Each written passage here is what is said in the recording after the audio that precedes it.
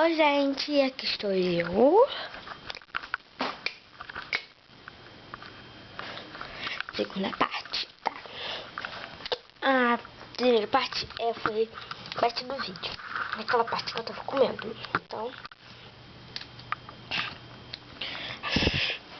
eu resolvi fazer outra. Aqui tá minha cama, tá tudo certo, tá?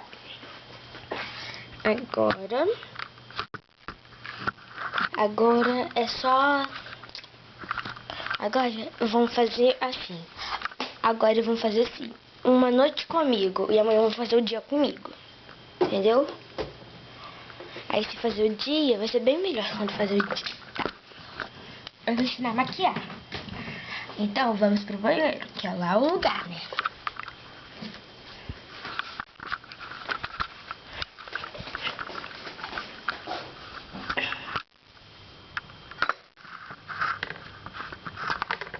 Assim.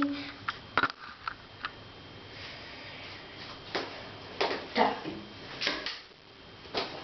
Assim não, né, gente? Sem um lugar aqui no banheiro não. Melhor a gente sentar aqui, onde tem um espelho bem maior. Pra gente... não dá pra enxergar. Dá pra enxergar um pouquinho, mas que tá bom assim. Vou pegar um pouco. Peguei o branco, ó. Agora eu vou pegar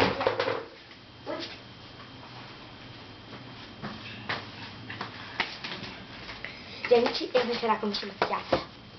Ó, eu vou ensinar como se maquiar no seu primeiro dia de aula. Não pode ser uma coisa bem forte, tá?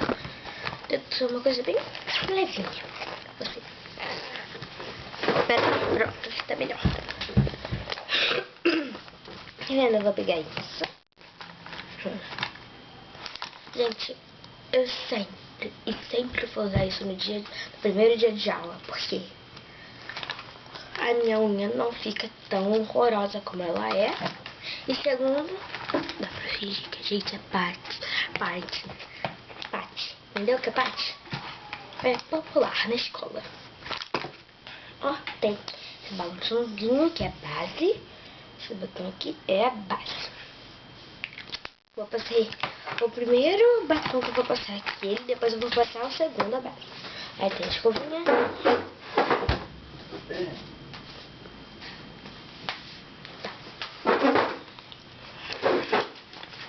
Eu vou ensinar como se caracterizar